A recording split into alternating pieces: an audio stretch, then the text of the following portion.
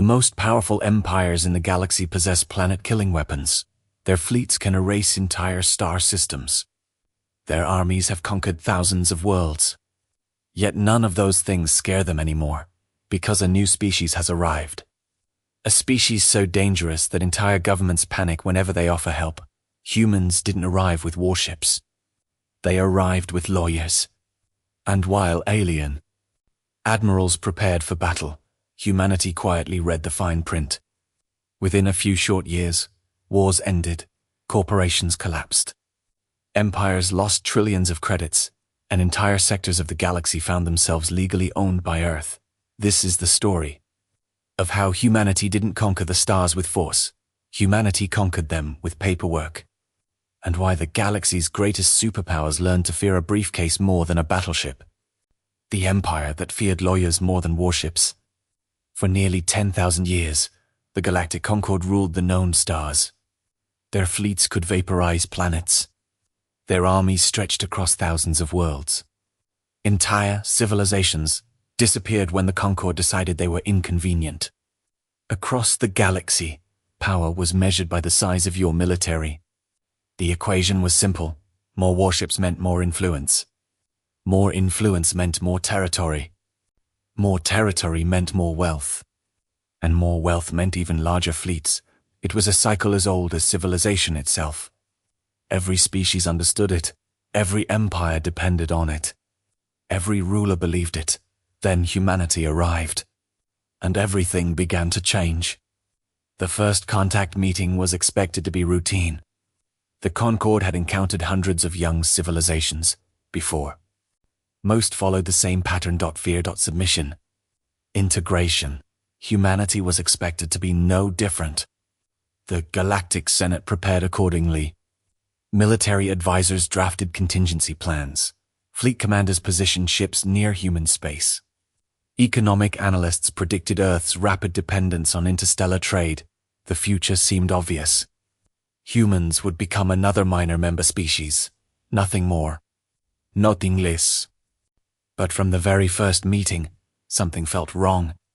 The human delegation arrived without military escorts. No armored guards, no displays of strength, no intimidating technology. Instead, they carried something else. Documents. Thousands of documents. The lead human representative smiled politely as alien senators stared in confusion. Before we discuss membership, he sighed calmly. Our legal team has prepared several preliminary agreements. The chamber fell silent. Legal team? Agreements? What kind of civilization prioritized paperwork during first contact? The senators exchanged puzzled glances. Military strategists became uncomfortable. Something about this situation felt deeply unnatural. The human representative continued. We've reviewed your trade regulations, interstellar commerce laws, transportation standards, resource extraction policies, and taxation frameworks. The room grew even quieter. Review. How? Humanity had only received access to galactic databases weeks earlier. The Concord maintained archives containing millions of years of legislation. No species could analyze that much information so quickly. No species except humans. For the next 6 hours, the human delegation systematically identified contradictions hidden inside centuries of legal reforms. Conflicting trade laws, redundant tax structures, ancient regulations nobody remembered, loopholes large enough to bankrupt entire sectors. The Senate watched in disbelief. The humans weren't fighting. They weren't negotiating. They were dissecting the galaxy itself, and they were enjoying it. By the end of the session, several senators appeared physically ill. One elderly representative quietly whispered a phrase that would later become famous throughout the stars. They are predators, not because of their weapons, not because of their technology, because they understood systems. And systems could be weaponized. Within months here into human-known space, entire corporations collapsed after Terran auditors examined their contracts. Ancient monopolies vanished. Trade routes shifted. Markets transformed. Everywhere humans appeared, economic shockwaves followed. Military commanders laughed at first. Then they stopped laughing, because the consequences became impossible to ignore. The Orion Merchant League lost more wealth in 6 months of human arbitration than during 3 centuries of warfare. The Zorathi Empire spent trillions correcting legal vulnerabilities exposed by Terran consultants. Insurance industries collapsed. Shipping regulations changed. Tax structures were rewritten. The galaxy wasn't being conquered. It was being reorganized, and nobody knew how to stop it. Then came the incident that terrified everyone. A border dispute between two ancient superpowers threatened to ignite a war involving thousands of worlds. Fleets mobilized. Weapons activated. Generals prepared battle plans. The galaxy held its breath. Then, humanity volunteered to mediate. Most leaders laughed. How could a young species prevent a conflict older than their civilization? But desperation forced acceptance. The humans spent 3 weeks reviewing historical treaties, trade records, shipping manifests, property rights, corporate ownership structures, and then they found something. A clause, hidden inside a forgotten agreement signed over 2,000 years earlier. A clause that legally resolved the entire conflict. The war ended instantly, without firing a single shot, without losing a single life, without deploying a single warship. The galaxy was stunned. For the first time in recorded history, legal analysis achieved what military power could not. That moment changed everything. Because the great empires realized a horrifying truth. Humanity wasn't competing within the existing system. Humanity was mastering it. And anyone who masters the system eventually controls it. The panic began quietly. Intelligence agencies expanded surveillance. Governments monitored Terran corporations. Economic councils launched investigations. Everyone asked the same question. What exactly were humans planning? Unfortunately for the galaxy, the answer was far more ambitious than anyone imagined. Humanity's first interstellar contract. The panic truly began 3 months after the border dispute. Until then, most galactic leaders still believed humanity's success had been a lucky accident. Perhaps the humans had simply discovered an obscure treaty. Perhaps they had gotten fortunate. Perhaps the entire situation was being exaggerated. Those illusions disappeared when Earth proposed its first official interstellar trade agreement. At first glance, the contract looked harmless. It was a standard commercial arrangement between Earth and the powerful Orion Merchant League. The League controlled nearly 20% of all trade routes in known space. Its executives were experienced negotiators. Many had spent centuries building commercial empires. They expected another routine deal. Instead, they walked directly into a trap. A perfectly legal trap. The negotiations lasted for 6 weeks. Human representatives remained polite, friendly, professional. They never raised their voices, never threatened anyone, never demanded unreasonable concessions. Everything appeared normal. In fact, many Orion executives praised the humans for being surprisingly easy to work with. That should have been their first warning. When the final agreement was signed, celebrations erupted across Orion space. The media declared it a diplomatic victory. Stock prices increased. Trade volumes expanded. Investors celebrated. Everyone believed they had won. Then the first quarterly reports arrived, and panic spread. Somehow, despite agreeing to seemingly equal terms, human companies were earning 3 times more profit than their Orion counterparts. At first, executives blamed accounting errors. Then they blamed market fluctuations. Then they blamed their own managers. Eventually, they hired independent investigators. The results were horrifying. Human lawyers had structured the agreement so efficiently that every major financial advantage naturally flowed toward Earth. Nothing illegal, nothing hidden, nothing deceptive. Every clause was visible. Every condition was clearly explained. The Orion negotiators had simply failed to understand the long-term consequences. Human analysts understood them perfectly. Within a year, dozens of Orion operations found themselves dependent upon Terran financial institutions. Within 2 years, Many were effectively controlled by human investors. The galaxy watched in disbelief. No invasion had occurred. No military action had taken place. Yet Earth had quietly gained influence over one of the most powerful economic organizations in existence. And this was only the beginning as word spread. Curiosity turned into concern. Concern became fear. Fear became obsession. Governments throughout the galaxy began studying humanity. Military intelligence agencies collected data. Economic experts reviewed human history. Psychologists analyzed Terran behavior. What they discovered only made things worse. Because humanity had been doing this to itself for thousands of years.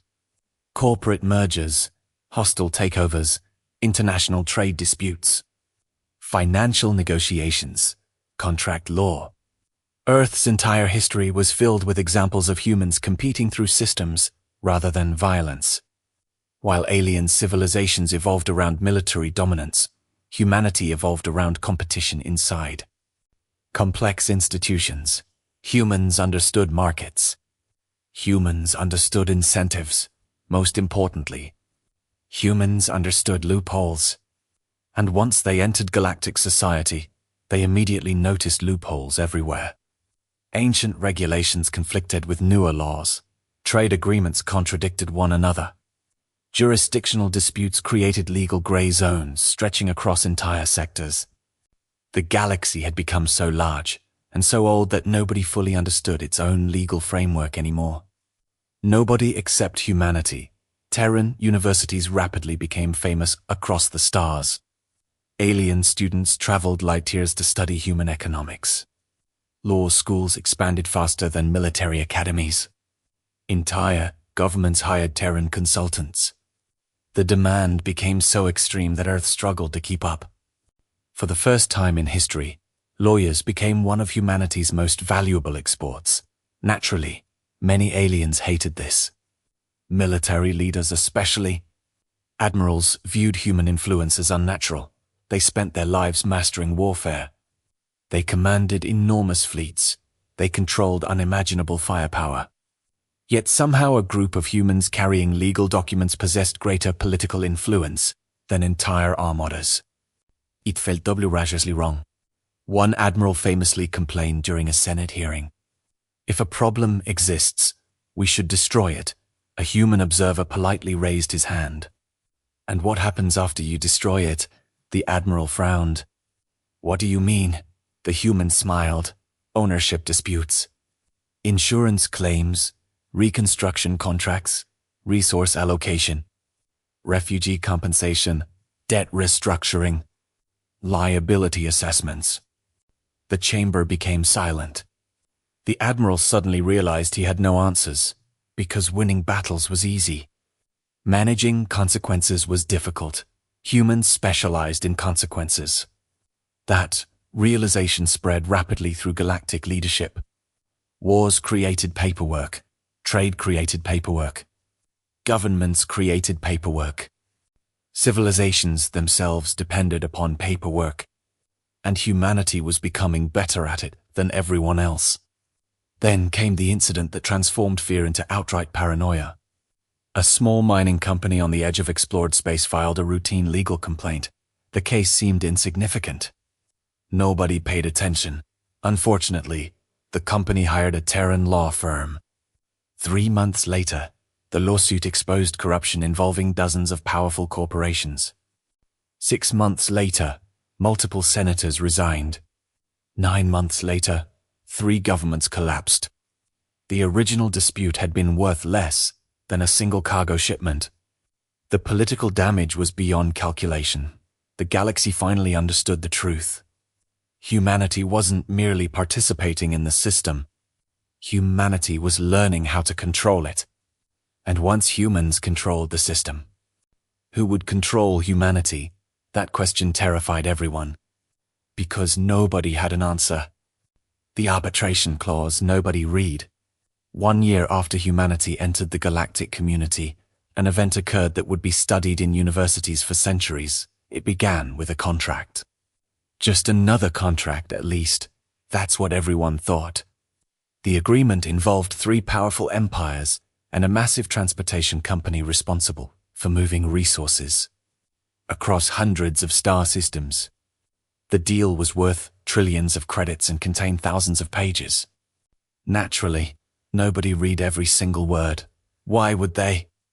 The agreement had been reviewed by dozens of experts. Approved by senators, signed by executives, everything appeared secure. Everything except one clause. A small clause hidden deep inside the arbitration section. A clause written by a human legal team. At the time, nobody paid attention to it. Months later, a dispute emerged regarding shipping delays. The transportation company blamed one empire. The empire blamed another. Soon billions of credits were at stake. The conflict threatened to disrupt trade throughout an entire sector. Military leaders began discussing fleet deployments to protect strategic routes. Tensions increased daily. Then someone remembered the arbitration clause. According to the contract, all disputes would be resolved through an independent Terran arbitration court. The alien governments agreed. After all, they had signed the contract themselves. The hearing lasted only 8 days. Human analysts examined trade records, communication logs, cargo manifests, and financial statements. Then they delivered their decision. The ruling shocked the galaxy. The transportation company was not responsible. Neither empire was responsible. Instead, a forgotten subsidiary corporation owned by a fourth organization had unintentionally triggered the entire crisis. Even worse, the legal responsibility had always belonged to them. The evidence was undeniable. Every document supported the conclusion. Every signature confirmed it. Every regulation pointed to the same answer. The ruling instantly ended the dispute. No warships moved. No shots were fired. No trade routes closed. The crisis simply vanished. But something else happened.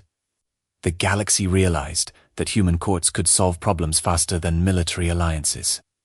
That realization terrified many governments. For thousands of years, power came from weapons. Now influence was beginning to come from legal expertise. Human arbitration courts became flooded with requests. Corporations, governments, and entire star systems wanted Terran mediators. The demand exploded. And with every successful case, humanity gained more trust or more influence, more authority.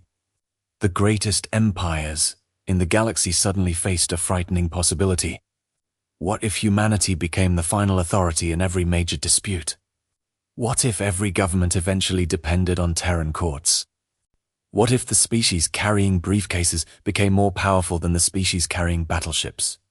For the first time, some alien leaders began to suspect that humanity's true conquest of the galaxy had already begun. Not through war, not through invasion, but through contracts. And nobody knew how to stop it. The trade war that never fired a shot. The galaxy had survived countless wars. Entire civilizations had risen and fallen through military conquest. But nobody had ever witnessed a conflict like the one humanity was about to unleash. It started when the powerful Orion Merchant League attempted to limit human expansion. For decades, the League controlled the most profitable trade routes in known space. Their executives believed humanity was becoming too influential, too quickly. They decided it was time to remind Earth who truly controlled galactic commerce. New tariffs were introduced. Human cargo ships faced additional inspections. Import fees suddenly increased, shipping permits became more difficult to obtain. Officially, these were routine regulatory changes. Unofficially, everyone knew it was economic warfare. The League expected Earth to protest, perhaps even threaten retaliation. Instead, humanity did something unexpected. Nothing, at least. That's what it looked like. For nearly 3 months, Terran representatives remained silent. No public complaints, no angry speeches. No diplomatic crisis. The Orion executives celebrated. They believed humanity had accepted defeat. Then the reports arrived, and panic spread through every corporate headquarters in the League. Human companies had quietly rerouted their trade networks. Alternative suppliers appeared, new transportation partnerships emerged. Entire markets shifted direction almost overnight. Thousands of businesses suddenly stopped depending on Orion-controlled routes. The League's revenue began falling. Then falling faster, then collapsing. Within 6 months, profits had dropped by nearly 40%. Investors fled. Stock values crashed. Executives demanded answers. The investigation revealed something extraordinary. While Orion leaders focused on restricting human trade, Terran economists had spent months identifying weaknesses throughout the League's financial system. Every tariff to every regulation, every fee increase. Each one created unintended consequences. Human analysts exploited every single one, perfectly legally, perfectly efficiently. The Orion Merchant League had trapped itself. Humanity simply helped tighten the chains. The most embarrassing part was that nobody could reverse the damage. Every action taken by the League made the situation worse. Every new restriction created additional loopholes. Every attempt to punish Earth increased human leverage. The galaxy watched in amazement. A trade war involving trillions of credits had erupted, yet not a single warship moved. Not a single missile launched, not a single soldier deployed. The battlefield was spreadsheets, contracts, and market incentives. And humanity was winning. By the end of the year, the Orion Merchant League requested negotiations. The same organization that once threatened Earth's economic future now begged for cooperation. Human representatives accepted. As always, they arrived carrying briefcases instead of weapons. That day, many alien leaders reached a disturbing conclusion. Military power could destroy civilizations. But human economic strategy could make civilizations willingly surrender. And somehow, that was even more frightening. Why alien corporations began to panic. At first, alien corporations dismissed humanity as a temporary problem. Every few centuries, a new species entered the galactic economy and caused disruption. Markets adjusted. Competitors adapted. Life continued. Most executives assumed humans would be no different. They were wrong. Because humans weren't trying to compete inside the system. They were redesigning the system itself. The warning signs appeared everywhere. Terran companies consistently outperformed older corporations. Human startups expanded faster than organizations that had existed for thousands of years.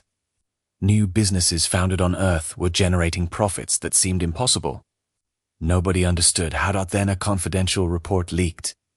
The document had been prepared by the Orion Merchant League after its disastrous trade war with humanity. Its conclusion terrified corporate leaders across the galaxy. The report stated that humans possessed an unusual ability to identify inefficiencies hidden within complex systems. Where aliens saw normal business operations, humans saw wasted resources. Where aliens saw tradition, humans saw opportunity. Where aliens saw obstacles, humans saw leverage. The report ended with a chilling prediction. If current trends continue, humanity will control a majority of galactic commercial infrastructure within 50 years. The leak spread like wildfire. Boardrooms erupted into panic. Emergency meetings were called. Investors demanded answers. Government regulators launched investigations. Yet every investigation produced the same result. Humans were not cheating. Humans were not breaking laws. Humans were simply better at understanding incentives. And that made them nearly impossible to stop. The panic intensified when several major corporations attempted to recruit Terran economists. The offers were extraordinary. Private planets, luxury estates, generational wealth, executive authority. Most humans declined, not because the offers were insufficient, because they already had something better. Their own companies, their own networks, their own rapidly expanding influence. One frustrated executive summarized the situation perfectly. We can't buy them. We can't intimidate them. We can't outcompete them. What exactly are we supposed to do? Nobody had an answer. Then came the event later known as the Great Shareholder Revolt. A struggling alien corporation hired a small Terran consulting firm to improve efficiency. The project seemed insignificant. The consultants reviewed financial records, analyzed management structures, examined executive compensation. 6 weeks later, they presented their findings. The recommendations were simple: remove waste, increase transparency, improve accountability. Shareholders loved the proposal. Executives hated it. Months the Sherhon. Management was replaced. The company became profitable for the first time in decades. Other investors noticed. Soon they were hiring Terran consultants too. Then more companies followed. And more. Entire industries began restructuring themselves according to human business practices. Profits increased. Productivity improved. Economic growth accelerated. Ironically, humanity was making alien corporations stronger. Yet corporate leaders were becoming more afraid than ever. Because every improvement created additional dependence on Terran expertise. The galaxy was slowly reaching a dangerous point. A point where governments depended on human mediators. Corporations depended on human consultants. Markets depended on human economists, and disputes depended on human courts. Humanity wasn't conquering territory.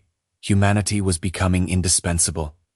That realization kept many powerful leaders awake at night. Because history had taught a simple lesson. Anyone who becomes indispensable eventually becomes impossible to challenge. And for the first time, the galaxy began to wonder whether humanity's greatest weapon had never been its intelligence. Perhaps it was something far more dangerous. The ability to make everyone need them. The Great Tariff collapse. The Orion Merchant League was supposed to be untouchable. For nearly 2,000 years, it controlled the most valuable trade routes in the galaxy. Entire economies depended on its shipping lanes. Governments feared its influence. Corporations respected its power. Then humanity arrived. And within 3 years, everything began to unravel. After the disastrous trade war, Orion executives became obsessed with one goal: stopping human expansion. New tariffs were introduced across dozens of sectors. Human goods became more expensive. Human cargo faced delays. Human companies encountered endless regulatory obstacles. The strategy seemed brilliant. If Earth couldn't compete economically, its growth would slow at least. That was the theory. The reality was very different. While Orion leaders celebrated their new restrictions, human economists were already analyzing thousands of pages of regulations. Every tariff was examined. Every fee was studied. Every rule was mapped, and what they discovered made them smile. The League had accidentally created the largest collection of economic loopholes in galactic history. Human companies immediately got to work. Some moved production facilities to neutral worlds. Others partnered with local businesses to bypass restrictions. Several corporations reorganized their supply chains entirely. Everything remained perfectly legal. Every action followed existing regulations. Yet somehow, the tariffs barely affected humanity at all. The real victims were Orion businesses. Factories suddenly struggled to obtain materials. Shipping costs exploded. Consumer prices increased. Profits vanished. Negotiators seared through the League. Investors grew nervous. Banks became cautious. Markets became unstable. The executives responsible for the tariffs assured everyone the situation was temporary. They were wrong. 6 months later, Orion's economy entered crisis mode. Several major corporations reported record losses. Thousands of workers lost their jobs. Trade volume dropped dramatically, and every day, humanity grew stronger. The situation became so severe that emergency meetings were held across the League. Military commanders suggested aggressive action. Political leaders demanded investigations. Corporate executives searched desperately for someone to blame. Eventually, a special economic committee produced a shocking conclusion. The tariffs themselves had caused most of the damage. The room fell silent. That couldn't be possible. The tariffs were supposed to hurt Earth. Instead, they had crippled Orion. One elderly economist finally explained the problem. Humans didn't defeat our strategy. He paused. They simply allowed it to work. Nobody understood what he meant. The economist activated a holographic display. Charts appeared across the room.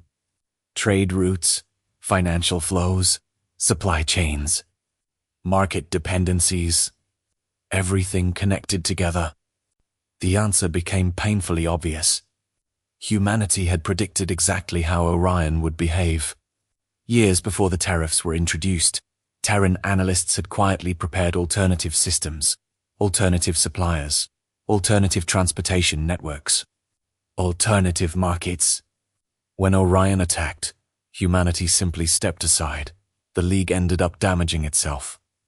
The revelation was devastating. For the first time, powerful alien leaders realized they were not reacting to human actions. They were reacting to human plans, plans designed years in advance. Plans that anticipated every likely response. Plans that transformed Orion's own decisions into weapons against itself. The media called it the Great Tariff Collapse. Universities spent decades studying it. Military academies were particularly interested because the campaign achieved something unprecedented. Humanity had defeated a major galactic power without firing a single shot, no fleets, no invasions, no battles. Only paciencia. As the crisis deepened, Orion executives finally requested negotiations. The same leaders who once dismissed humanity now begged for cooperation. Earth accepted. Of course, the human delegation arrived exactly as expected. No soldiers, no warships, no threats, just lawyers. Just economists, and a few very thick contracts. The galaxy watched nervously, because everyone was beginning to understand a terrifying truth. When humans smiled and offered to help, that was usually when they became most dangerous. Human negotiators entered the Senate. By the time the Great Tariff Collapse ended, humanity had become impossible to ignore. Every government in the galaxy was talking about them. Every corporation was studying them. Every intelligence agency was monitoring them. And for the first time in recorded history, the Galactic Senate scheduled an emergency session dedicated entirely to one species, humans. The Senate chamber was enormous. Thousands of representatives filled the circular hall. Ancien Empire corporate alliances, military coalitions, trade federations. Every major power had sent delegates. Most expected a confrontation. Many hoped to limit humanity's growing influence. Some even discussed sanctions. Others proposed restrictions on Terran corporations. The atmosphere was tense. Then the humans arrived. The chamber became strangely quiet. Several senators expected armored guards. Others expected elite military escorts. After all, humanity had become one of the most influential civilizations in the galaxy. Instead, only 5 humans entered the hall. No weapons, no security forces. No intimidation. Just 5 individuals carrying data tablets and briefcases. The contrast was almost comical. Alien generals wearing battle armor stared at human lawyers wearing business suits. Yet somehow, the humans looked more confident. The session began immediately. One senator from the Vexery Empire stood first. Humanity's influence has grown too rapidly. Entire sectors of the galaxy now depend on Terran economic systems. Why should we trust your intentions? The question echoed through the chamber. Millions across the galaxy watched the live broadcast. The lead human negotiator calmly stood. We encourage everyone not to trust us. The room froze. That wasn't the expected answer. The negotiator continued. Trust is temporary. Systems are permanent. We don't ask anyone to trust humanity. We ask them to examine the results. A massive holographic display appeared. Economic growth statistics, trade efficiency reports, conflict reduction numbers, infrastructure improvements. Every chart pointed in the same direction. Regions cooperating with humanity were becoming wealthier, more stable, more prosperous. The data was undeniable. Several senators looked uncomfortable because facts were difficult to argue against. Another representative rose from his seat.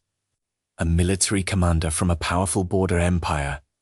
Your influence threatens the balance of power. The human smiled slightly. No. The commander frowned. No. We threaten the balance of inefficiency. Laughter spread through parts of the chamber. The commander wasn't amused. The human activated another display. It showed dozens of historical conflicts, wars that lasted decades, wars that destroyed entire planets, wars fought over trade disagreements and resource disputes. Then another display appeared, human-mediated settlements, negotiated agreements, arbitration rulings, conflicts resolved without violence. The comparison was brutal. For the first time, many senators saw their own history reflected back at them.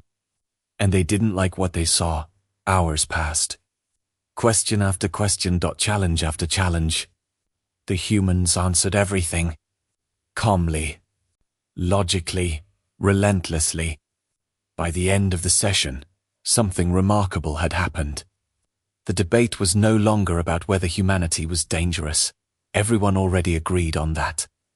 The debate became whether resisting humanity was even possible. That realization terrified many leaders. Because influence gained through fear can be challenged. Influence gained through necessity is much harder to remove. As the session concluded, one elderly senator quietly spoke. His voice barely carried across the chamber. Yet everyone heard it. For thousands of years, we believed power came from fleets. He looked directly at the human delegation. Today, I fear we may have been wrong. The humans said nothing. They simply gathered their documents and prepared to leave. And somehow, that silence was more frightening than any threat. Because deep down, every senator understood the truth. Humanity wasn't trying to take over the galaxy. At least not in the traditional sense. They were becoming something far more powerful. Something every government, corporation, and empire increasingly depended upon, and dependence was the first step toward control. The day three empires sued each other. The crisis began with a missing shipment. At least, that's what everyone believed at first. A convoy carrying rare quantum crystals disappeared while traveling through a disputed trade corridor between three neighboring empires. The cargo was worth billions of credits. More importantly, those crystals powered military communications across dozens of sectors. Within hours, accusations began. The Drakari Empire blamed the Valoran Republic. The Valorans blamed the Zenther Dominion. The Zenthers blamed everyone. Trade routes shut down. Diplomatic relations collapsed. War fleets mobilized near the border. News networks across the galaxy predicted another major conflict. For most civilizations, this situation would have ended in war. But humanity had changed the rules. Instead of preparing an invasion, the three empires hired lawyers. Human lawyers. The irony was impossible to ignore.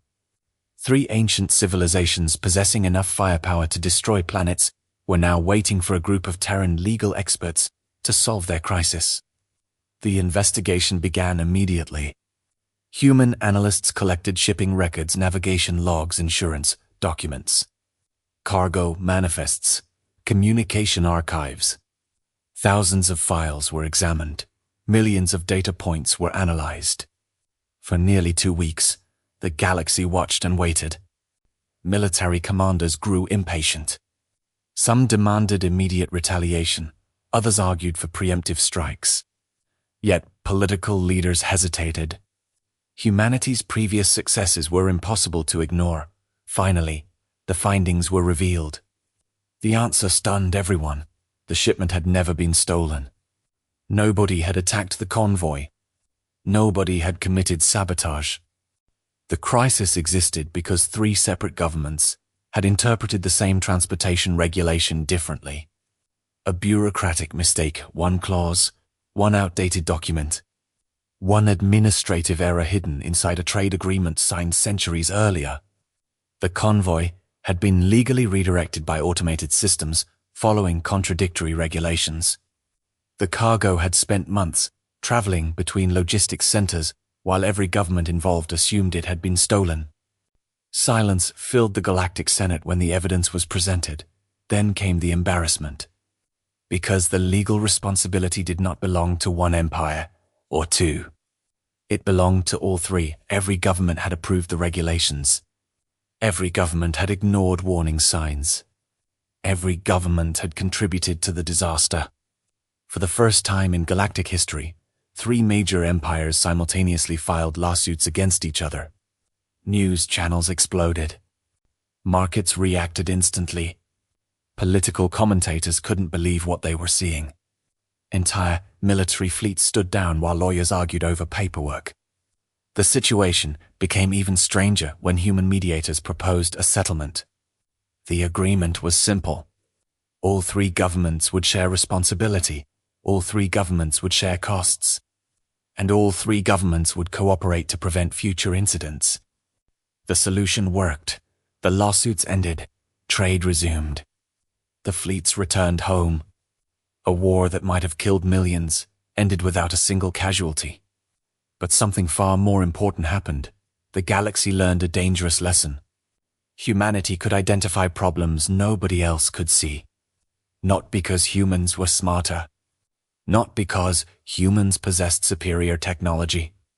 But because they understood systems better than anyone else. And systems controlled everything. Governments. Economies. Empires. Even wars.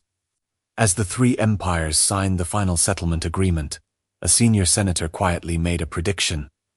If humanity ever decides to rule the galaxy. He stared at the Terran delegation. We may not realize it until the paperwork is already complete. For once, nobody laughed. Because it no longer sounded impossible. The billion-credit settlement. The lawsuit became the most expensive legal battle in galactic history. At its center stood a single corporation, a transportation giant known as Stellar Axis Logistics. For nearly 5 centuries, the company had dominated freight movement across hundreds of worlds. Its cargo fleets carried everything from food supplies to military equipment. The corporation was considered untouchable, until a human auditor discovered a discrepancy. At first, the issue appeared insignificant. A small accounting irregularity involving several trade hubs. Nothing unusual. Nothing alarming, but the auditor kept digging. Then another human analyst joined the investigation, then another. Soon an entire Terran legal team became involved. The deeper they looked, the stranger the numbers became. Millions of transactions failed to align. Ownership records conflicted. Tax reports contradicted shipping manifests. Insurance claims referenced cargo that technically didn't exist. The situation was so confusing that many believed it had to be a computer error. It wasn't. The truth was much worse. For decades, different subsidiaries inside Stellar Axis Logistics had been operating under conflicting legal structures. Each division followed regulations from different regions of space. Over time, thousands of tiny administrative mistakes accumulated. Individually, they were harmless. Together, they created a financial nightmare. When the findings became public, investors panicked, stock values plummeted. Government regulators launched investigations. Competitors smelled blood. Within weeks, the corporation faced hundreds of lawsuits. The potential damages exceeded 1 billion credits. The media called it impossible. Financial experts predicted total collapse. Military analysts even warned that several governments might intervene to protect critical infrastructure. The galaxy braced for chaos. Then humanity proposed something unexpected. A settlement, not a victory, not a punishment. A settlement. The offer stunned everyone. Instead of destroying Stellar Axis Logistics, Terran negotiators suggested a complete restructuring program. The company would compensate affected parties, reorganize its internal systems, improve transparency, accept independent oversight. In return, the lawsuits would end. Many executives refused immediately. Others demanded harsher penalties. Some politicians wanted the company dismantled entirely. But as the months passed, reality became unavoidable. The human proposal was the only practical solution. Eventually, all parties agreed. The settlement hearing became one of the most watched events in galactic history. Representatives from hundreds of worlds attended. News agencies broadcast every minute. When the final agreement was signed, applause erupted throughout the chamber. A billion-credit crisis had ended peacefully. No riots, no military intervention, no economic collapse. Only signatures. Only contracts, only negotiation. The result transformed humanity's reputation. Before the settlement, humans were viewed as clever negotiators. Afterward, they became something else. Problem solvers. Governments began consulting Terran advisors before major economic decisions. Corporations hired human experts to review contracts. Entire sectors adopted Terran legal standards. Human influence spread faster than ever. And that influence worried many powerful leaders. Because every successful settlement increased humanity's authority. Every resolved crisis increased trust. Every solved problem strengthened Earth's position. One alien senator summarized the concern during a closed-door meeting. Every time something goes wrong, we call the humans. The room fell silent. Because everyone knew he was right. A decade earlier, humanity barely existed on the galactic stage. Now entire civilizations depended upon them. And dependence had a way of becoming permanent. As the celebrations ended and the crowds departed, a senior Terran negotiator quietly reviewed the final documents. One young assistant asked if the settlement had gone exactly as planned. The negotiator smiled. Better. The assistant looked surprised. Better? The negotiator nodded. The billion credits were never the real prize. What was? The human looked toward the stars beyond the chamber window. Influence. For the first time, humanity was beginning to understand the true scale of its power. And the galaxy was beginning to understand it too. Earth creates the Galactic Commerce Authority. By the end of the decade, humanity had achieved something no civilization had ever accomplished. Not through war, not through conquest, not through technological superiority, through trust. Across the galaxy, governments, corporations, and trade organizations increasingly relied on human expertise. Every major economic dispute seemed to end with Terran mediators. Every complex negotiation involved human advisors. What began as influence was becoming authority. And then humanity took the next step. The proposal arrived during a routine Senate session. At first, most delegates ignored it. The title sounded harmless, the Galactic Commerce Authority. A new organization designed to standardize trade regulations, resolve disputes, and improve economic cooperation between member civilizations. The stated goal was simple: reduce inefficiency, increase stability, prevent future crises. On paper, it looked reasonable. Almost boring than details. The authority would oversee interstellar trade standards, monitor commercial disputes, coordinate transportation regulations, maintain legal frameworks between member states, and most importantly, provide binding arbitration rulings. The Senate erupted into debate. Some leaders immediately supported the idea, others were horrified. A few senators recognized the true significance instantly. This wasn't just another organization, it was infrastructure, a permanent infrastructure. The kind of institution that could shape the future of the galaxy for centuries. The hearings lasted months. Every major power participated. Military commanders argued against giving humans more influence. Corporate executives feared additional oversight. Several empires attempted to block the proposal entirely. But humanity had prepared carefully. Terran negotiators presented data from hundreds of previous disputes, trade wars avoided, economic collapses prevented, conflicts peacefully resolved. The evidence was overwhelming. Every successful human intervention strengthened the argument. Every solved crisis became another reason to support the authority. Public opinion shifted rapidly. Citizens across countless worlds supported the idea. Business leaders embraced it. Investors celebrated it. Smaller governments viewed it as protection against larger powers. Opposition began to weaken. Then, humanity delivered its final argument. A simple question: what costs more? The lead negotiator paused. A permanent institution dedicated to cooperation. A holographic image appeared showing the proposed authority. Or another 1,000 years of preventable conflicts. The chamber fell silent. Nobody answered because nobody could. The vote occurred 37 days later. It became the largest Senate vote in recorded history. Billions watched the results in real time. Worlds stopped to observe. Markets paused. Governments waited. Then the final tally appeared. The proposal passed. The Galactic Commerce Authority officially came into existence. Celebrations erupted across hundreds of systems. News networks called it a historic moment. Economists described it as a new era. Historians later compared it to the formation of the first planetary governments on Earth, but not everyone celebrated. Far away from the cameras, inside private chambers and secure government facilities, many powerful leaders felt something else. Fear, because they understood what had really happened.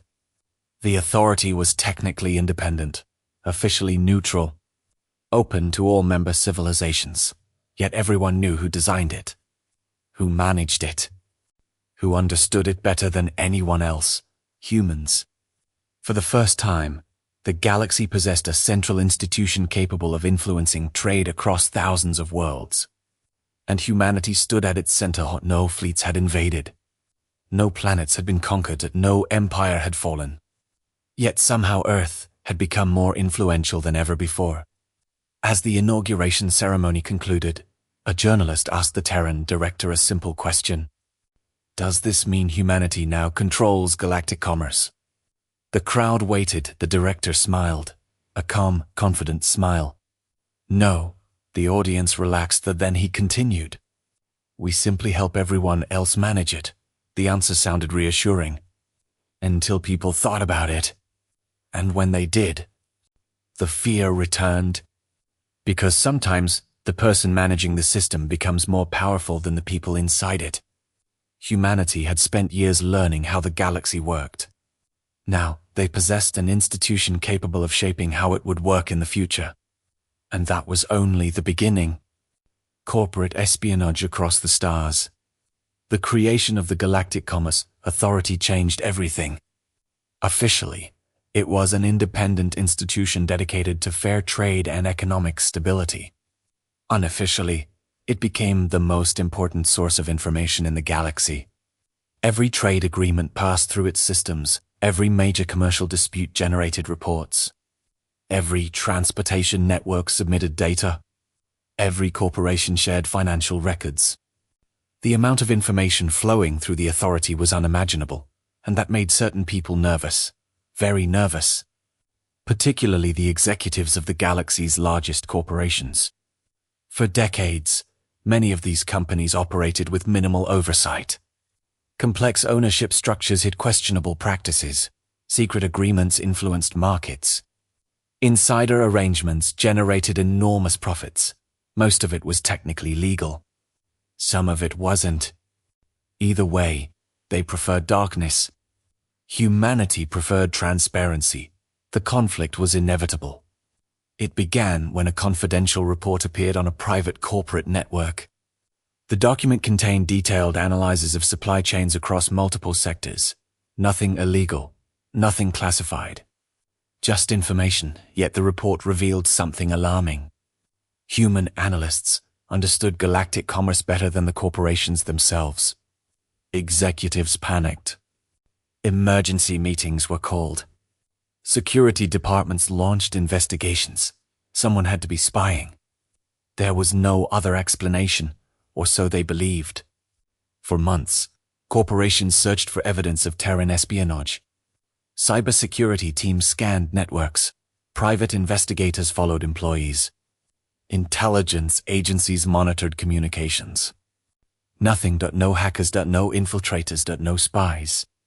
Eventually, a human consultant explained the truth. The corporations weren't being watched. They were being studied. Every company generated public information, shipping schedules, market reports, trade registrations, financial disclosures. Individually, the data meant little. Combined together, it revealed everything. Humans had simply connected the dots.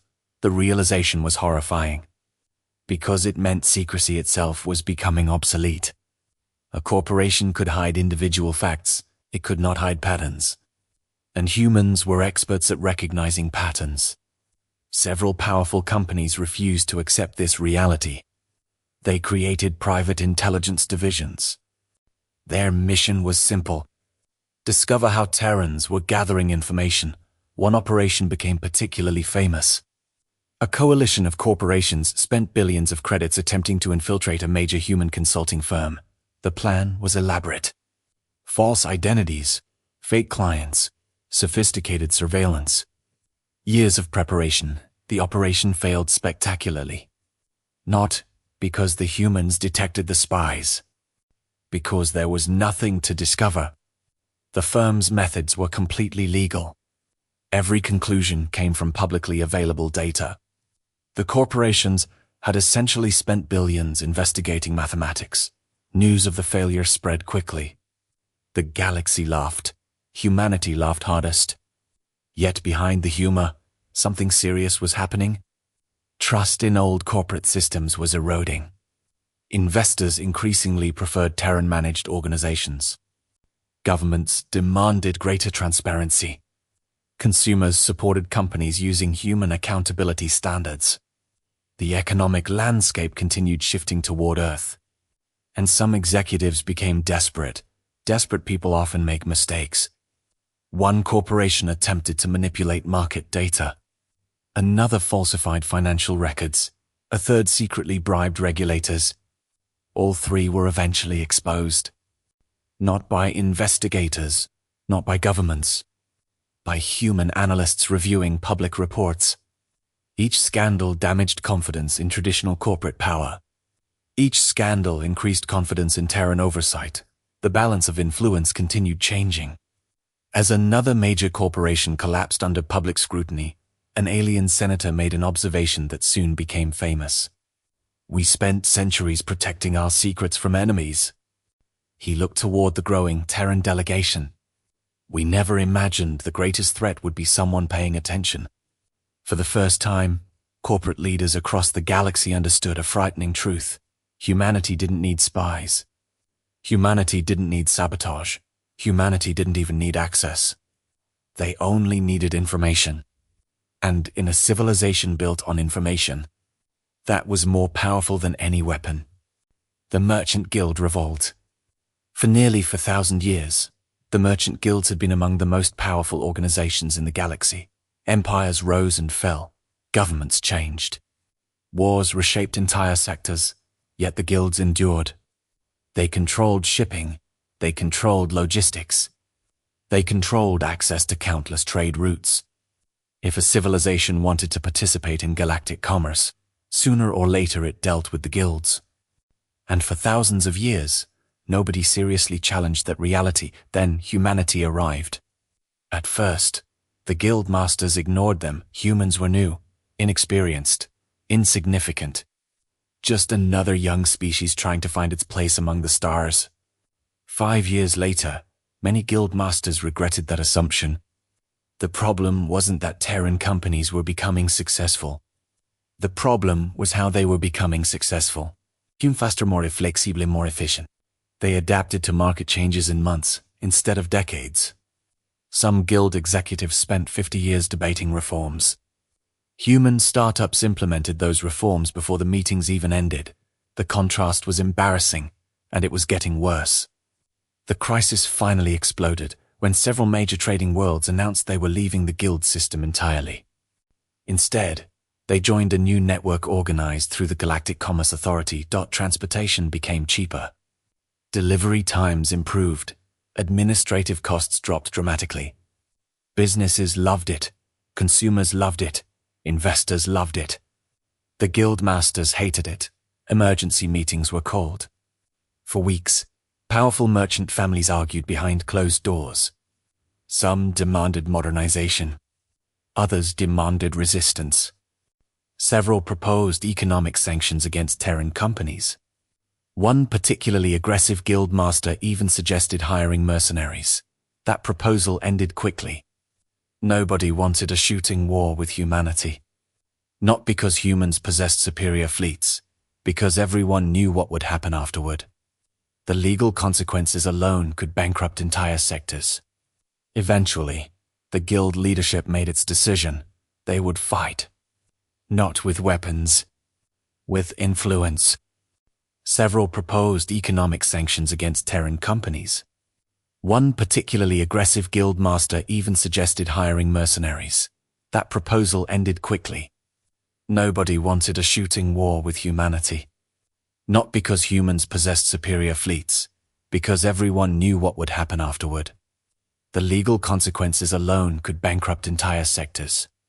Eventually, the guild leadership made its decision. They would fight. Not with weapons. With influence. A coordinated campaign began across the galaxy. Advertisements attacked Terran business practices. Lobbyists pressured governments. Media outlets questioned humanity's growing power. Political organizations demanded investigations. For a short time, it seemed effective. Public concern increased. Several governments delayed cooperation agreements. Human influence slowed. Then the humans responded. They didn't launch a counter-campaign. They didn't attack the guilds. They simply published data. Pages and pages of data. Shipping costs. Delivery speeds. Consumer prices, efficiency comparisons. Everything was verified. Everything was public. Everything was devastating. The numbers revealed that many guild practices were outdated by centuries. Artificial restrictions increased costs. Bureaucratic inefficiencies slowed trade. Monopolistic behavior reduced competition. Consumers immediately understood. Businesses understood even faster. Support for the guild campaign collapsed almost overnight. The public wasn't interested in tradition. They were interested in results. And the results favored humanity. One by one, trading worlds began leaving the guild network. 10,000. 10 The movement spread faster than anyone predicted. Historians would later call it the Merchant Guild Revolt. Not because the guilds rebelled. Because their own customers did. The ancient organizations that once dominated galactic commerce suddenly found themselves struggling to survive. Several adapted, several merged, several disappeared completely. By the end of the crisis, the balance of economic power had permanently shifted. And once again, humanity stood at the center of the change. As the last emergency guild meeting concluded, an elderly guild master stared at a holographic map showing declining influence across the stars. We spent for 1,000 years building this. A younger executive nodded sadly. How did humans dismantle it so quickly? The old master watched another world leave the guild network. Then he sighed. They didn't dismantle it. The room fell silent. They simply gave everyone a better option. For the first time, the guild masters understood why humanity was so dangerous. Humans rarely forced people to choose. They created systems so effective that people chose them voluntarily. And voluntary change was almost impossible to stop. Alien economies begin to fail. The warning signs appeared slowly at first. Nobody noticed. A declining industry here. A shrinking market there. A struggling corporation on a distant world. Nothing unusual. Economic fluctuations happened all the time, but humanity noticed. Human analysts always noticed. Across the galaxy, Ancient economic systems were beginning to crack under their own weight. For thousands of years, most civilizations had built their economies around stability rather than efficiency. Tradition mattered more than innovation. Control mattered more than competition. Large organizations accumulated power and rarely surrendered it. The system worked, at least for a while.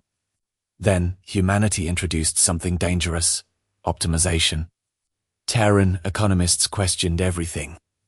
Why did a shipping permit require 12 approvals? Why did cargo inspections take 3 weeks? Why were certain trade routes restricted? Why were outdated regulations still being enforced centuries after their purpose disappeared? Most aliens had never asked these questions. Humans asked them constantly. And the answers were often embarrassing. Entire sectors of the galactic economy depended on inefficient systems. Not because those systems were necessary. Because nobody had bothered to replace them. The consequences soon became impossible to ignore. Companies using traditional methods struggled to compete. Consumers preferred faster services. Investors preferred higher returns. Governments preferred stable growth. Every advantage seemed to favor Terran-style reforms. As more worlds adopted human economic models, older systems began collapsing.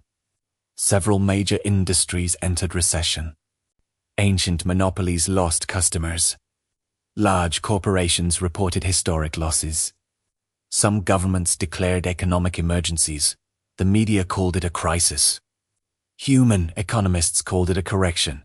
That difference in perspective frightened people. To many alien leaders, economies were failing. To humanity, inefficient structures were simply being replaced. Neither side was entirely wrong.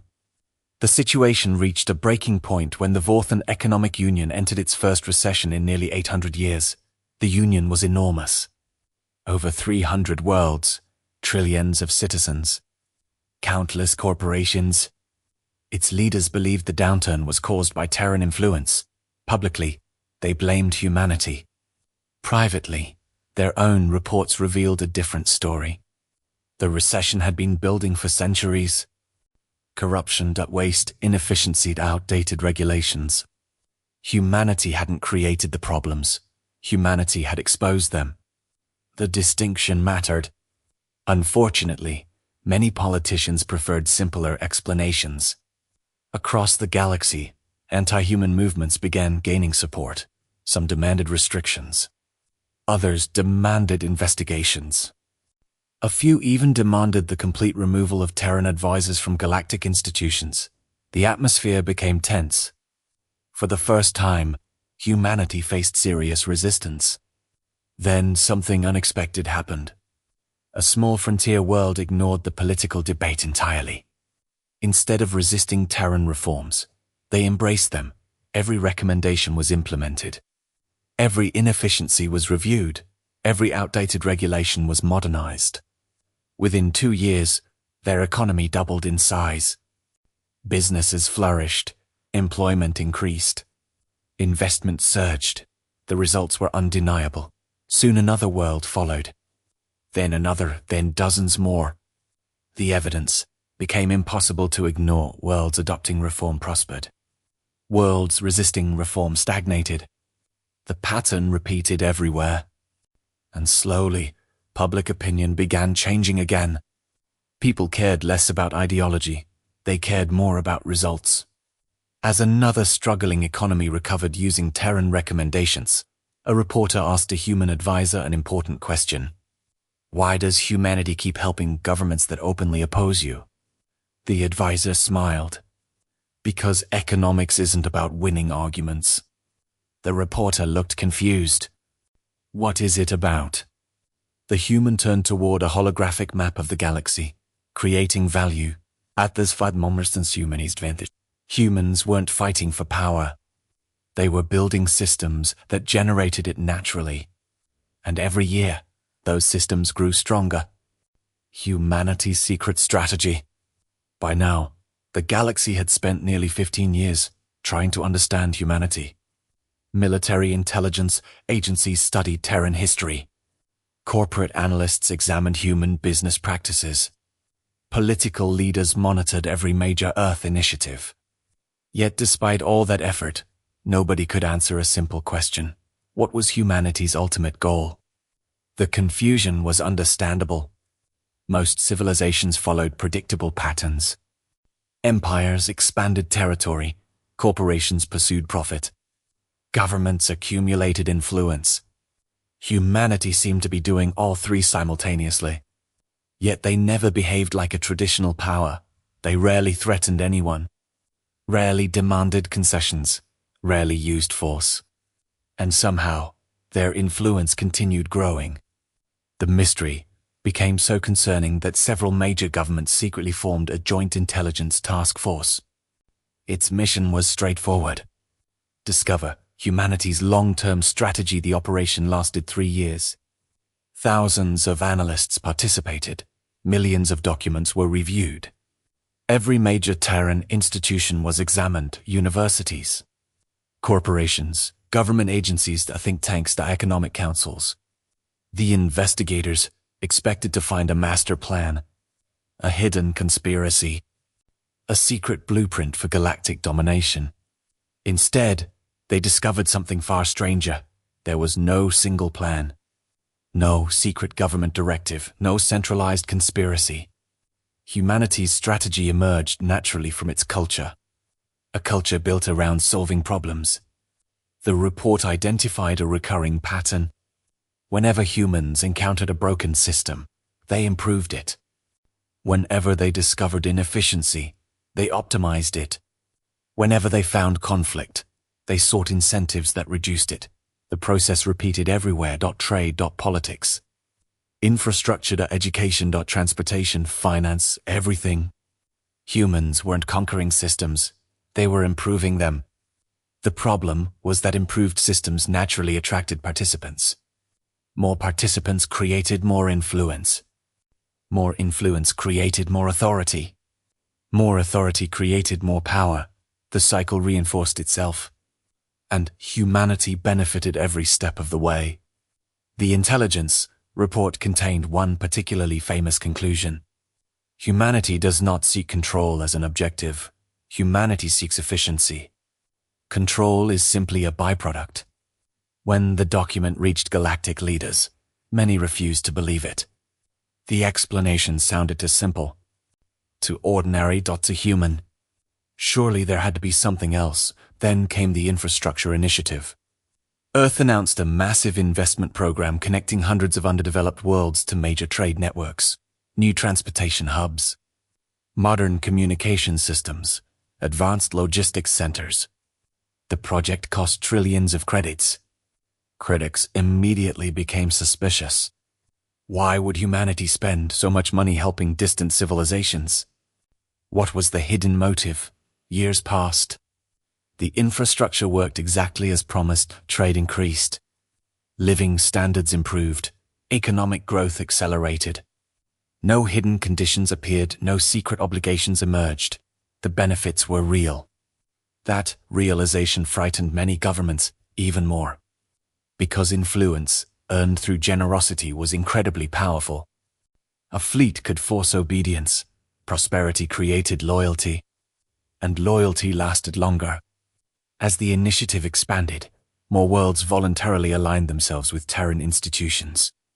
Not because they were forced, because it made sense. That was humanity's real secret. They rarely asked civilizations to choose humanity. They built systems that made humanity the logical choice. One evening, during a classified Senate briefing, an elderly strategist summarized the situation. We spent centuries preparing for conquerors. The room remained silent. He activated a holographic map, showing Terran influence spreading across thousands of stars. We never prepared for problem solvers. No one disagreed. Because the evidence was everywhere, humanity's greatest strategy wasn't hidden. It wasn't secret. It wasn't even particularly complicated. They simply made themselves useful. And a civilization that becomes useful to everyone eventually becomes impossible to replace. For the first time, some leaders began asking a terrifying question. What happens when the entire galaxy depends on humanity? The answer was still unknown. But everyone suspected they would find out soon enough. The rise of Terran arbitration courts. The first Terran arbitration court had been a modest experiment. A small institution designed to resolve commercial disputes between a handful of trading partners. Nobody expected it to become one of the most powerful organizations in the galaxy, least of all the humans. Yet 15 years after first contact, that was exactly what happened. The reason was simple. Terran courts worked. In a galaxy filled with ancient rivalries, conflicting regulations, and bureaucratic chaos, the courts offered something rare. Predictability. Governments trusted them. Corporations trusted them. Even rival empires trusted them. Not because they loved humanity, because the rulings were usually fair. And fairness was valuable. The turning point came during the crisis of the Twin Nebula sector.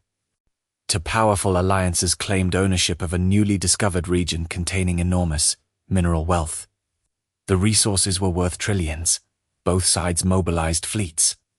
Both sides threatened war. Military analysts predicted a conflict that could last decades. Then someone suggested arbitration. Reluctantly, both alliances agreed. The case lasted for months. Human judges reviewed historical treaties, exploration records, navigation data, corporate contracts, thousands of legal documents dating back centuries. When the final ruling arrived, the galaxy held its breath. The decision was complicated. Neither side received everything they wanted. Both sides received enough to accept the outcome. Most importantly, the war never happened. A conflict that could have killed millions ended with signatures instead of casualties. The economic savings alone were staggering. The political impact was even greater. From that moment forward, Terran arbitration courts became flooded with requests. Disputes involving planets, disputes involving corporations, disputes involving governments. Everything eventually arrived at a Terran courtroom. The growth was extraordinary. New courts opened across dozens of sectors. Thousands of judges were trained. Entire legal academies emerged to support the expanding system. Soon, Terran rulings influenced more lives than many governments. That realization made certain leaders nervous. One admiral expressed the concern during a Senate hearing. Who elected these judges? Nobody answered immediately. Because the question was difficult. Terran courts weren't political institutions. They weren't military institutions. They weren't governments.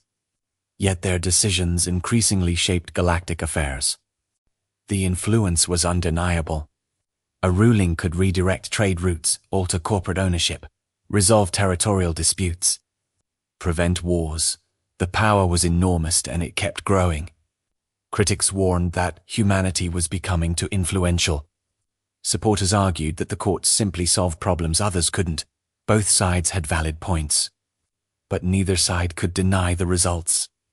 Every year, conflicts decreased, trade increased. Economic stability improved. The system worked. As another major dispute ended peacefully, an elderly senator visited one of the largest Terran court complexes. He expected something grand, something intimidating. Instead, he found ordinary humans reviewing documents, debating legal interpretations, and analyzing evidence. The senator seemed confused. That's it. A young human clerk looked up. What do you mean? The senator gestured around the room. This institution influences half the galaxy. The clerk smiled. Then, I guess we'd better get the paperwork right. For a moment, the senator simply stared. Then he laughed. Not because it was funny. Because it was true. For centuries, civilizations believed history was shaped by warriors and emperors. Humanity had introduced a different idea. Sometimes, history was shaped by people who understood the paperwork. And increasingly, those people were human. The age of Terran arbitration had begun. And every year, more of the galaxy willingly placed its future in human hands. When fleets became accountants. For thousands of years, Every civilization measured power the same way. Count your warships. Count your soldiers. Count your weapons. The empire with the largest fleet usually won. It was a simple formula. And it had worked for millennia. Then humanity changed the equation. The transformation began gradually. At first, military leaders barely noticed. A few budget adjustments, a few economic reviews, a few recommendations from Terran advisors. Nothing significant. At least, that's what they thought. The reality was far more dangerous. Human analysts had discovered something surprising. Most galactic militaries wasted enormous amounts of resources. Entire fleets spent decades sitting idle. Supply chains were inefficient. Maintenance schedules were outdated. Procurement systems were riddled with redundancy. Billions of credits vanished every year. Nobody questioned it. Because it had always been done that way, humans hated that answer. Whenever a Terran economist heard the phrase, "We've always done it this way," they treated it like a warning sign. Soon military organizations across the galaxy began hiring Terran consultants. Initially, the goal was simple. Reduce costs, increase efficiency, improve logistics. The results exceeded every expectation. Some fleets reduced operating expenses by 30%. Others improved deployment speed by 50%. Several military alliances doubled their readiness without building a single new warship. The changes were revolutionary and deeply unsettling, because the improvements came from accountants. Not admirals, not generals, accountants. One famous fleet commander complained during a strategic conference. "I spent 200 years mastering naval warfare." A human consultant nodded respectfully. "Impressive." The commander crossed his arms. "Yet somehow your accountants saved more resources in 6 months than I did into centuries." The consultant smiled. "Thank you." The commander did not look amused. As efficiency programs expanded, military culture itself began changing. Fleet officers studied economics. Logistics specialists gained influence. Data analysts became increasingly valuable. Budget meetings suddenly mattered as much as battle plans. Traditional commanders hated it, younger officers loved it. Results were impossible to ignore. Then came the Defense Optimization Report, a classified study conducted jointly by several major powers. The findings shocked the galaxy. According to the report, most military conflicts were not won by superior firepower, they were won by superior logistics. Fuel, supplies, maintenance, transportation, resources. Humans weren't discovering anything new. Ancient military theorists had understood these concepts for centuries. The difference was that humanity actually applied them, aggressively, relentlessly, systematically. The consequences were dramatic. Several governments cancelled expensive weapons programs. Others invested heavily in infrastructure. Many redirected military spending toward efficiency improvements. For the first time in galactic history, accountants were influencing defense policy. The media found it hilarious. Military leaders found it humiliating. Humanity found it logical. Then an unexpected crisis erupted. A border conflict between two rival powers threatened to escalate into full-scale war. Both sides mobilized fleets. Both sides prepared for battle, then their economists intervened. The numbers were devastating. The projected cost of war exceeded the value of the disputed territory by nearly 20 times. The conflict made no financial sense. Negotiations resumed immediately. The war ended before the first shot was fired. Across the galaxy, observers were stunned. Not because diplomacy succeeded, because spreadsheets succeeded. For the first time, financial analysis had prevented a major military conflict before it even began. The event became famous. Military academies studied it. Governments copied it. Human advisors quietly moved on to the next problem. Years later, a journalist interviewed a retired admiral about the transformation. What changed? The old commander stared out a station window at hundreds of warships orbiting peacefully. Then he laughed. When humans arrived, we thought they wanted to build bigger fleets. The journalist nodded, and the admiral smiled. They taught us how to need fewer of them. That realization spread across the stars. Humanity wasn't weakening galactic militaries. They were making them smarter. And somehow, that made Terran influence even stronger. Because now the fleets themselves depended on human expertise.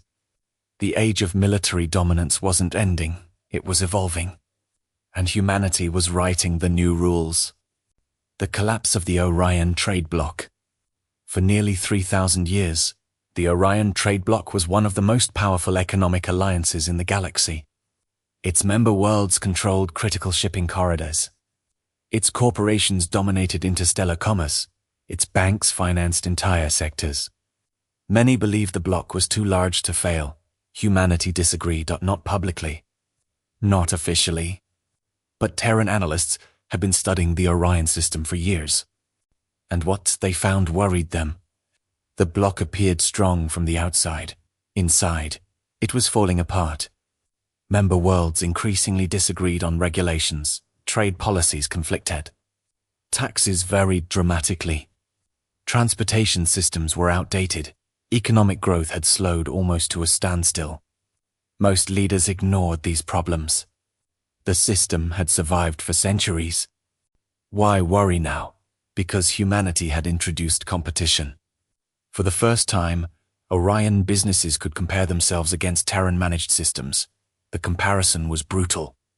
Human trade networks were faster, cheaper, more reliable. Investors noticed immediately. Then customers noticed. Then entire governments noticed. Slowly, money began flowing away from the Orion trade bloc. At first, the losses were manageable. Then they became concerning. Then they became catastrophic. Several member worlds demanded reforms. The leadership refused. Others demanded modernization. The leadership delayed. A few proposed cooperation with Terran institutions. The leadership rejected the idea entirely. The result was predictable. Frustration spread. Confidence collapsed. And eventually, member worlds began leaving. The first departure shocked everyone. The second created panic. The third triggered a crisis. Financial markets reacted instantly. Stock prices crashed. Trade volumes declined. Investors fled. For the first time in centuries, the Orion trade bloc faced a genuine threat to its existence. Emergency summits were organized. Political leaders promised solutions. Corporate executives demanded action. Nothing worked. The deeper problem wasn't economic. It was cultural. The Orion leadership still believed size guaranteed survival. Humanity understood something different. Adaptation guaranteed survival, and Orion was failing to adapt. As the crisis worsened, Terran advisors offered assistance. Many Orion officials rejected the offer. Pride got in the way. Others accepted quietly. Those worlds recovered faster. Their economies stabilized. Their businesses returned to growth.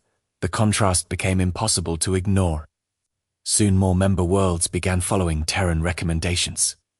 The process accelerated. Entire sectors restructured themselves. New trade agreements emerged. Modern systems replaced ancient ones. The Orion trade bloc wasn't destroyed by humanity. It was abandoned by its own members. That distinction mattered. Years later, historians would debate the collapse endlessly. Some blamed Terran influence, others blamed Orion leadership. Most eventually reached the same conclusion. Humanity didn't cause the collapse. Humanity simply offered a better alternative. The final meeting of the Orion Council was surprisingly quiet. No shouting, no dramatic speeches. No declarations of defiance. Only exhausted leaders reviewing declining numbers. As the session ended, the oldest council member stood slowly. For nearly 2 centuries, he had defended the old system. Now, even he could see reality. He looked around the chamber one last time. We thought humanity was our enemy. Nobody responded. Because everyone already knew what he was going to say. The old leader sighed. They were our replacement. Silence filled the room. Outside, beyond the station windows, new trade routes stretched across the stars. Most of them connected to Terran networks. Most of them followed Terran standards. Most of them no longer depended on Orion. The age of the trade bloc was ending, and the age that replaced it belonged to humanity. Not because they conquered the galaxy, because the galaxy increasingly chose them. The first galactic bankruptcy. The collapse of the Orion trade bloc sent shockwaves across the galaxy. For centuries, governments believed some institutions were simply too large to fail, too powerful not to connected, too important. The Orion crisis proved otherwise, and humanity was about to prove it again. The organization at the center of the next disaster was known as the Interstellar Resource Exchange. The exchange wasn't a government. It wasn't a corporation. It was something far larger. Thousands of companies, banks, investment groups, and trading organizations relied on it every day. Entire planetary economies depended upon its stability. The exchange handled transactions worth trillions of credits. Most people assumed it was immortal. Most people were wrong. The first warning signs appeared when several major investment firms reported unexpected losses. Nothing catastrophic. Nothing dramatic. Justo usual. Human analysts immediately became interested. Patterns began emerging. Debt levels were increasing. Asset values appeared inflated. Financial reports seemed overly optimistic. The numbers didn't add up. Terran economists launched a deeper investigation. The results were disturbing. For decades, the exchange had been hiding structural weaknesses beneath layers of complexity. Bad investments were being disguised. Risk was being transferred rather than eliminated. Losses were being delayed instead of resolved. The system looked healthy. In reality, it was slowly collapsing. Human advisors quietly warned several governments. Most ignored them. The exchange was too important, too respected, too established. It had survived for centuries. Why would it fail now? Then reality arrived. One major investment group collapsed. Then another. Panic spread through financial markets. Investors rushed to withdraw assets.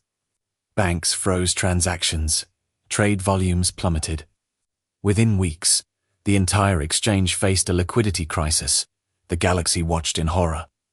No one had ever seen anything like it. This wasn't a war.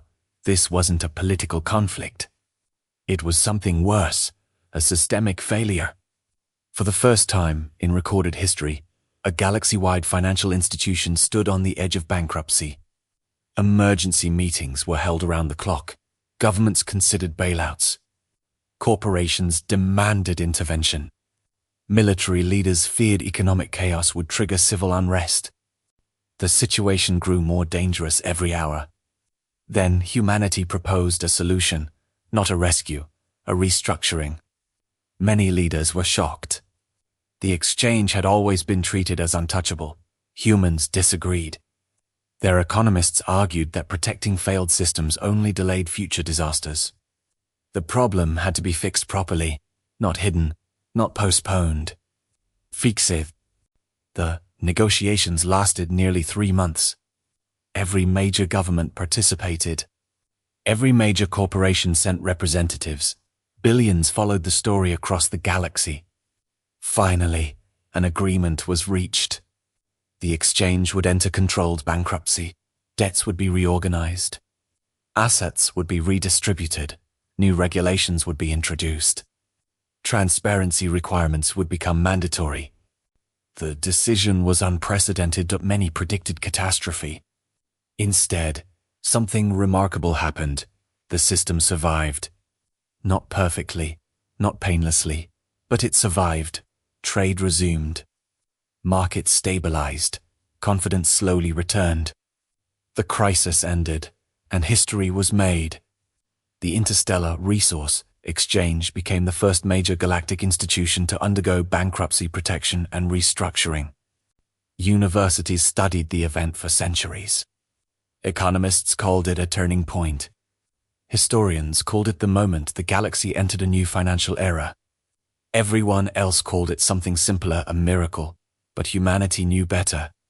It wasn't a miracle, it was mathematics, it was accountability. It was reality finally catching up with illusion. As the final restructuring documents were signed, a reporter asked a Terran economist a simple question. "Weren't you afraid the system would collapse completely?" The economist smiled. "Actually, we were afraid it wouldn't." The reporter looked confused.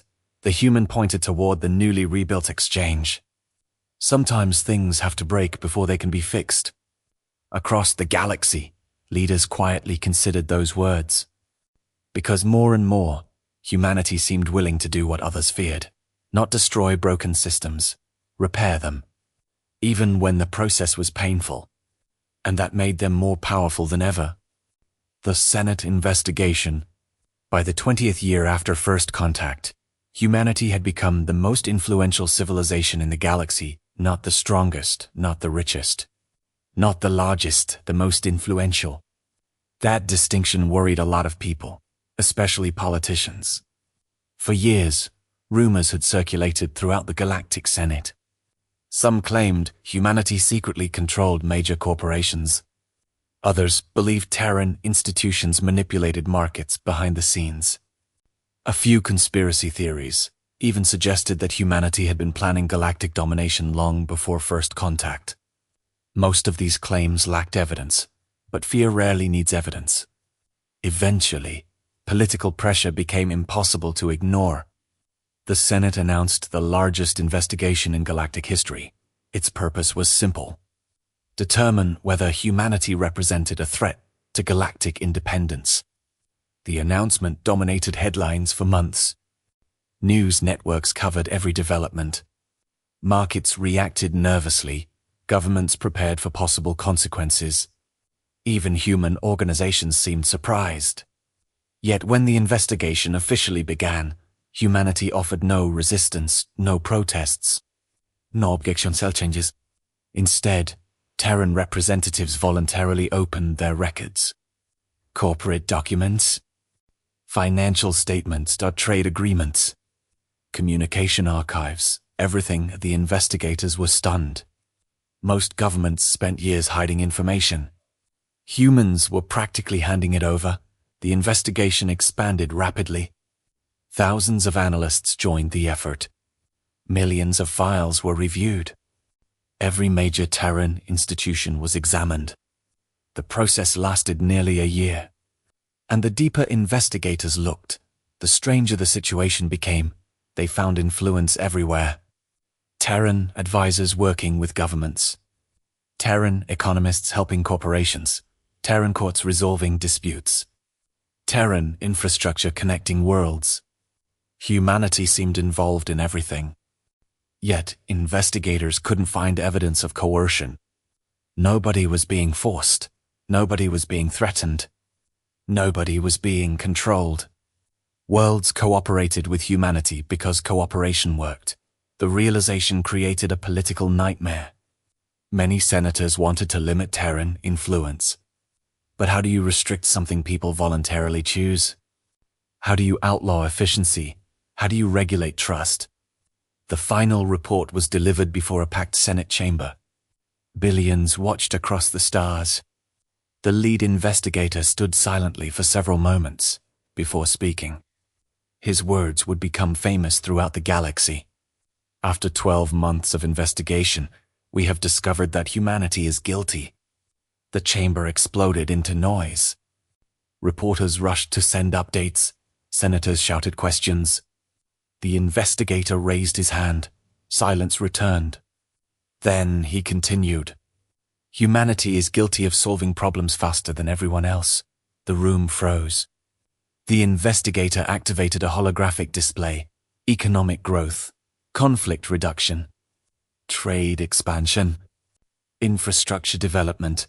Every graph pointed upward. Every statistic told the same story. Human influence existed because human results existed. Nothing more, nothing less. The final conclusion shocked many leaders.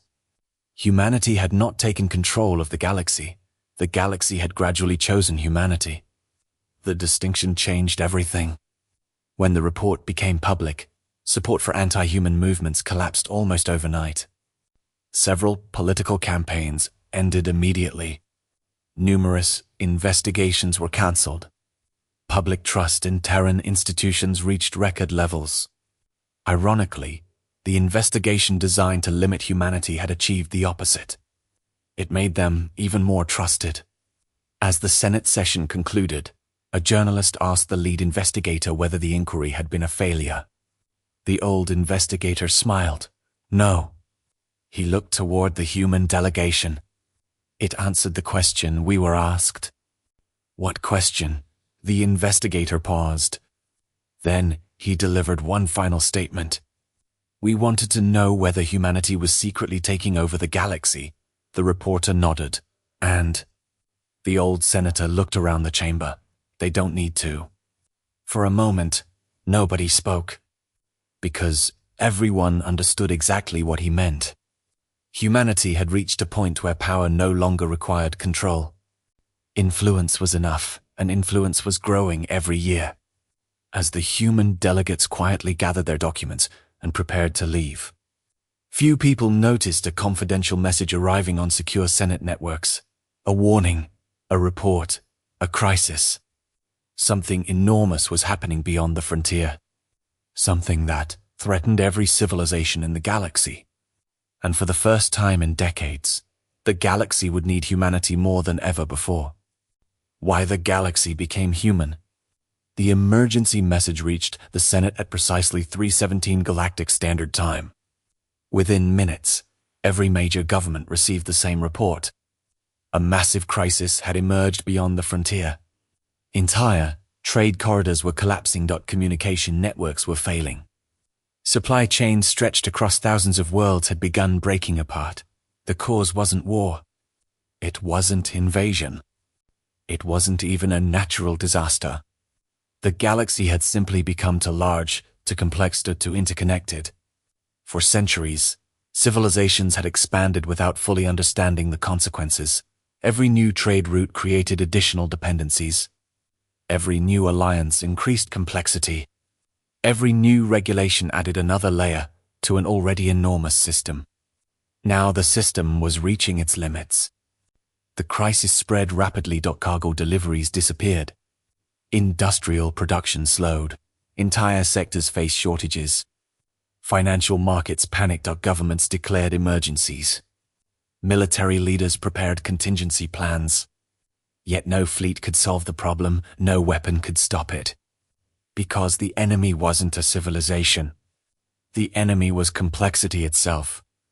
And for the first time, the galaxy faced a challenge only one species truly understood: humanity. Emergency summits began immediately. Representatives from every major power arrived. Ancient rivals sat beside longtime enemies. Corporations sat beside governments. Military commanders sat beside economists. Everyone asked what the weather? The answer came from a young Terran systems analyst. A woman barely old enough to remember first contact. She studied the crisis for several hours. Then she presented a solution, not a military operation, not a political treaty. A system. A galaxy-wide coordination network connecting transportation, commerce, communications, infrastructure, and logistics into a single integrated framework. At first, many leaders thought the proposal was impossible. The scale was absurd. The complexity was unimaginable. The cost was astronomical. Then someone pointed out something important. Humanity had already built most of it. Over 2 decades, Terran institutions had gradually connected governments, corporations, courts, transportation networks, and economic systems. No one noticed because it happened slowly, one agreement at a time. One reform at a time, one solution at a time. Now those pieces could be combined. The implementation began immediately. Human coordinators worked around the clock. Alien governments contributed resources. Corporations shared infrastructure. Entire civilizations cooperated. For the first time in galactic history, everyone worked toward a common goal.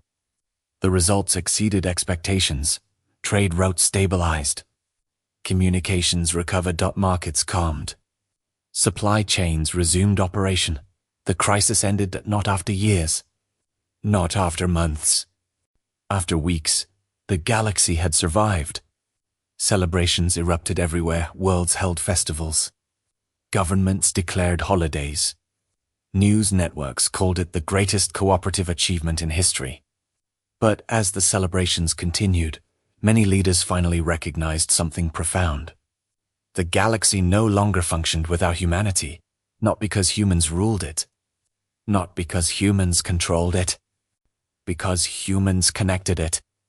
They had become the architects of the systems everyone relied upon, the builders of institutions everyone trusted, the problem solvers everyone called when things went wrong.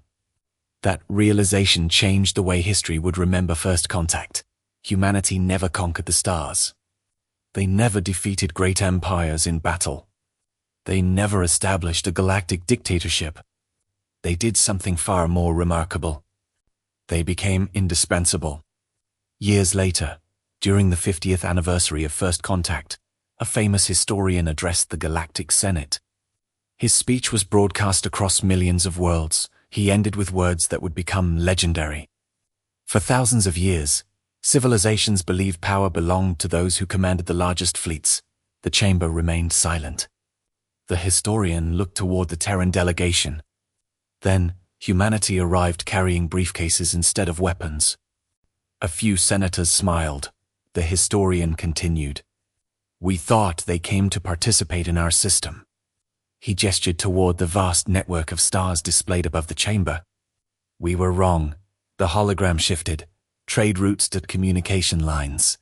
Spatial economic corridors. All interconnected, all functioning together. We became part of theirs. A few senators smiled. The historian continued. We thought they came to participate in our system. He gestured toward the vast network of stars displayed above the chamber. We were wrong. The hologram shifted. Trade routes to communication lines. Spatial economic corridors. All interconnected, all functioning together. We became part of theirs. Through cooperation, through innovation, through systems. And perhaps most importantly, through a species that looked at every impossible problem and asked the same question. How can we make this work better? That question changed the galaxy forever. And somewhere beyond the stars, humanity was already searching for the next problem to solve. And if you enjoyed this story, don't forget to subscribe and join us for more epic HFY adventures from across the galaxy. Because out there among the stars, humanity's greatest weapon was never its ships, its armies, or its technology. It was the simple belief that every problem has a solution, and the universe is full of problems waiting to be solved.